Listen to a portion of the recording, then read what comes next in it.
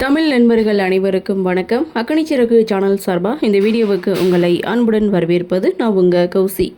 கார்த்திக் ரேவதி சீரியலுடைய இன்றைக்கி எபிசோடுக்கான ரிவ்யூ என்ன அப்படின்றத பார்க்கலாம். அதுக்கு முன்னாடி இது வரைக்கும் நம்ம சேனலை நீங்கள் சப்ஸ்கிரைப் பண்ணலன்னா பண்ணிக்கிறங்க. கூடவே இருக்க பெல் ஐக்கானையும் கிளிக் பண்ணி அதில் ஆல் அப்படின்ற ஆப்ஷனையும் கிளிக் பண்ணிக்கிறங்க. அப்போ தான் நான் போடக்கூடிய வீடியோ உங்களுக்கு உடனுக்குடன் நோட்டிஃபிகேஷன் வரும். சரி வாங்க இன்றைக்கி எபிசோடுக்கான ரிவ்யூ என்ன அப்படின்றத பார்க்கலாம். எபிசோடை பொறுத்த வரைக்கும் ரேவதி ஆஸ்திரேலியாவுக்கு போகிறேன் அப்படின்னு சொல்லிட்டு மேரேஜ் சர்டிஃபிகேட் எடுத்துகிட்டு கார்த்திகையும் கூட்டிகிட்டு ஆஃபீஸ்க்கு போயிட்டு வீசாவையும் அப்ளை பண்ணுறாங்க. ஸோ இந்த விஷயம் வீட்டுக்கு தெரியக்கூடாதுன்னு ரேவதி கார்த்திகிட்ட சொல்கிறாங்க. அப்படியே சீனை கட் பண்ணால் சந்திரா சிவனாண்டியை மீட் பண்ணுறாங்க. ஸோ இது மாதிரி சாமுண்டீஸ்வரி குடும்பத்தோட அந்த கிழவியோட ஊருக்கு போக போகிறாங்க அப்படின்ற விஷயத்த சந்திரா சிவனாண்டி கிட்ட வந்து சொல்ல, இதை தடுத்து நிறுத்த என்ன பண்ணலாம் அப்படின்னு சொல்லி இவங்களுடைய கன்வர்சேஷனை முடிக்கிறாங்க. அப்படியே சீனை கட் பண்ணால் வீட்டில் ரேவதி படுத்துருக்காங்க. அவங்களுக்கு ஒரே வாமிட்டிங்காக இருக்குது. ஸோ அங்கே வந்த கார்த்தி ரேவதி கிட்ட என்னாச்சுன்னு சொல்லி கேட்கும்போது, ஏதோ ஃபுட் பாய்சன் ஆகிடுச்சு போல், ஒரே வாமிட்டாக வருது அப்படின்னு சொல்ல, சரி ஹாஸ்பிட்டல் போகலாம் வா அப்படின்னு சொல்லி கூப்பிட்டாலும் ரேவதி பிடிவாதமாக நான் வரமாட்டேன் அப்படின்னு சொல்ல, இப்படிலாம் பாசத்தை காட்டினா நான் மனசை மாறிடுவேனா, நான் ஆஸ்திரேலியாவுக்கு போவேன் அப்படின்னு ரேவதி ஒரு பக்கம் கார்த்தியை பேச, நீ ஏன் எப்போ பார்த்தாலும் தப்பாகவே புரிஞ்சுக்கிற அப்படின்னு சொல்லி ரேவதியை திட்டிட்டு கார்த்தி அங்கேருந்து போகிறாரு. ரேவதி ஒரு பக்கம் தொடர்ந்து வாமிட் பண்ணிகிட்டே இருக்காங்க. ஸோ கடைக்கு போன கார்த்தி மெடிக்கல் ஷாப்புக்கு தான் போயிருக்காரு.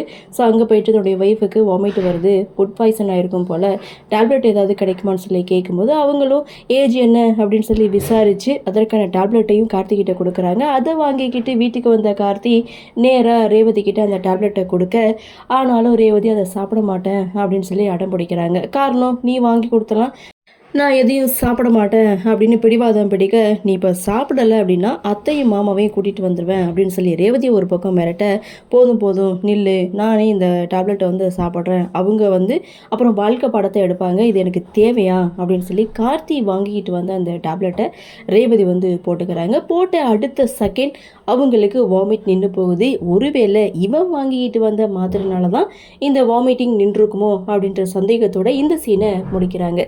அப்படியே சீனை கட் பண்ணால் மயில் வாகனம் ரோகிணி இவங்க 2 பேரும் கோவிலுக்கு வந்திருக்காங்க. காரணம், 3 வருஷம் ஆகிட்டும் இவங்களுக்கு இன்னும் ஒரு குழந்தை இல்லை.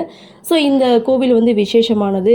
இந்த கோவிலில் வேண்டிக்கிட்டு அதுவும் அங்கே இருக்குல்ல மரத்தில் தொட்டிலில் கட்டினா குழந்தை பிறக்குன்னு சொன்னாங்க, அதனால தான் கோவிலுக்கு வந்திருக்கோம் அப்படின்னு சொல்லி ரோகிணி மயில் வாகனத்தை கூட்டிகிட்டு கோவிலுக்கு போயிருக்காங்க. ஸோ கோவிலில் கடவுளை வேண்டிட்டு ஸோ அந்த இடத்துல அந்த இருக்கக்கூடிய மரத்துலையும் தொட்டிலையும் கட்ட, ஸோ அங்கே வந்த சிவனாண்டி ரோகிணியை தாக்குறதுக்கு ஒரு பிளானை வந்து போடுறாங்க. அதாவது ரோகிணியை தாக்குனாதான் சாமுண்டீஸ்வரியை ஊருக்கு போக விடாமல் தடுக்க முடியும் அப்படின்ற ஒரு பிளானோட அவங்க ரவுடிங்களை ஏவி பிரச்சனை பண்ணுற மாதிரி பிரச்சனை பண்ணி ரோகிணியை வந்து அடித்து வீழ்த்த சொல்கிறாங்க.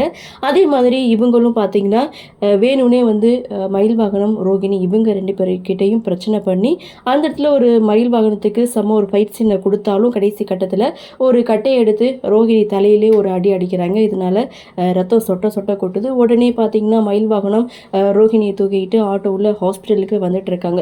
ஸோ ஒட்டுமொத்த குடும்பமும் ஹாஸ்பிட்டலுக்கு வந்தாச்சு. அங்கே என்ன நடந்துச்சு அப்படின்னு சொல்லி மயில் வாகனத்துக்கிட்டே விசாரிக்கிறாங்க. அப்போ மயில் வாகனம் அங்கே என்ன நடந்தது அப்படின்றத ஒட்டுமொத்த குடும்பத்துக்கிட்டே சொல்ல, அவங்கள ஏற்கனவே முன்னாடி பார்த்துருக்கீங்களா, அவங்கள தெரியுமான்னு கார்த்தி ஒரு பக்கம் மயில் வாகனத்துக்கிட்ட விசாரிக்க, ஏன் மாப்பிள்ளை பொண்ணு மேலே கை வைக்க யாருக்கு தைரியம் இருக்குது, அவங்கள கொலை அறுத்துடுவேன் அப்படின்னு சொல்லி சாமுண்டீஸ்வரி ஒரு பக்கம் கோவப்பட, அதுக்கு சந்திரா பார்த்திங்கன்னா அந்த ரவுடிங்களுக்கு சப்போர்ட்டாக பேசுகிறாங்க.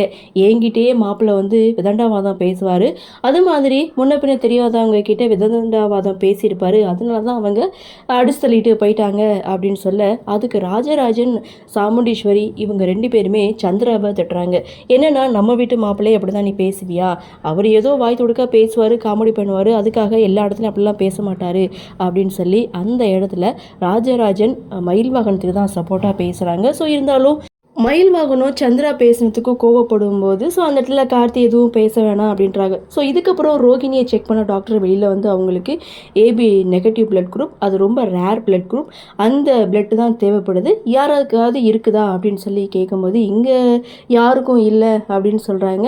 சரி அப்போ உங்கள் ரிலேட்டிவ்ஸ் யாருக்காவது இருந்தால் உடனே வர சொல்லுங்கள் அப்படின்னு சொன்னதும் உடனே ரேவதி தன்னுடைய அம்மா கேட்டு, அவங்களுக்கு தான் டாக்டர் மல்லிகா ஃப்ரெண்டாக இருக்காங்களே, ஸோ அவங்களுக்கு உடனே ஃபோன் பண்ணுங்கள், அவங்களால ஏதாவது ஏற்பாடு பண்ண முடியுமா கேளுங்கன்னு சொன்னதும் உடனே சாமுண்டீஸ்வரி டாக்டர் மல்லிகாவுக்கு கால் பண்ணி விஷயத்த சொல்ல, சரி நான் ஏற்பாடு பண்ணி பார்க்குறேன் அப்படின்னு அவங்க ஒரு பக்கம் சொல்ல, இன்னொரு பக்கம் கார்த்தியும் பார்த்தீங்கன்னா, சரி எனக்கு தெரிஞ்ச ஃப்ரெண்ட்ஸு சர்க்கிளில் நான் போய் விசாரித்து பார்த்துட்டு வரேன்னு சொல்லிட்டு ஹாஸ்பிட்டலை விட்டு கிளம்புன கார்த்தி நேராக கோவிலுக்கு வராங்க. என்னடா கார்த்தி நேராக கோவிலுக்கு வராரு அப்படின்னு பார்த்தாக்க, அங்கே தான் பாட்டி இருக்காங்க. பாட்டிக்கிட்ட விஷயத்த சொன்னதும், இதுக்கு ஏயா தயங்கிக்கிட்டு நான் உடனே பிளட்டை கொடுக்குறேன் அப்படின்னு சொல்லிட்டு கார்த்தி கூட கிளம்பி பாட்டி ஹாஸ்பிட்டலுக்கு வராங்க. ஸோ பாட்டி ஹாஸ்பிட்டலுக்கு வர்றதை பார்த்த சந்திரா, இவங்க எதுக்காக இங்கே வராங்க அப்படின்னு சொல்லி சாமுண்டீஸ்வரி கிட்ட சொல்ல, சாமுண்டீஸ்வரி அங்கேயே நில்லு அப்படின்னு சொல்லி பயங்கர கோவத்தோட பாட்டியை கண்ணா பின்னான்னு திட்டுறாங்க. நீ ரத்தம் கொடுத்து தான் என் பொண்ணு பொழைக்கணுன்ற அவசியமே கிடையாது, அதுக்கு செத்தாலும் பரவாயில்லன்னு சொல்லிட்டு இங்கே சாமுண்டீஸ்வரி பாட்டிக்கிட்ட பேச, ஏன் இப்படிலாம் பேசிகிட்டு இருக்க அப்படின்னு சொல்லி எல்லாருமே சாமுண்டீஸ்வரியை சமாதானப்படுத்த நினைக்கிறாங்க.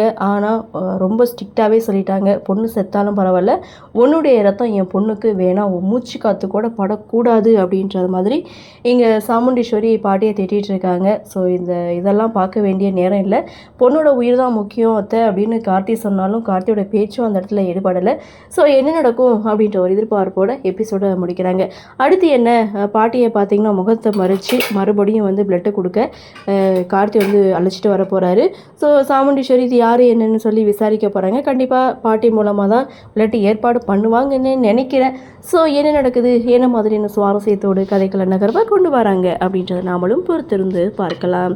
இன்றைய பகுதி பற்றின உங்களுடைய கருத்தை வழக்கம் போல கமெண்ட் செக்ஷனில் பதிவு பண்ணுங்கள். இந்த வீடியோ உங்களுக்கு பிடிச்சிருந்தா லைக் பண்ணுங்கள், ஷேர் பண்ணுங்கள், மறக்காமல் நம்ம சேனலில் சப்ஸ்கிரைப் பண்ணிக்கிறீங்கன்னு சொல்லி இந்த வீடியோவிலேருந்து விடைபெறுகிறேன். நன்றி, வணக்கம்.